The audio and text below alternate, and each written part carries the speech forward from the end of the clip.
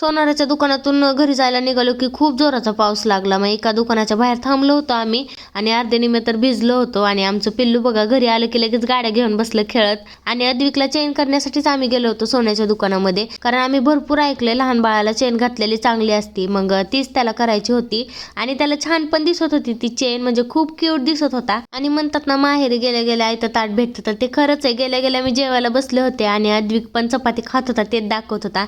आणि आमचा मामा बघायचा का, मामा पण जेवण करत होता. माझ्यापेक्षा लहान आहे पण मोठा असण्याचीच फिलिंग होती, कारण एकेकाळी आम्ही खूप भांडायचो आणि नंतर नंतर एकमेकाला बोलायला तरसत होतो. पण आता काय नाही, आता सगळं ठीक झालंय.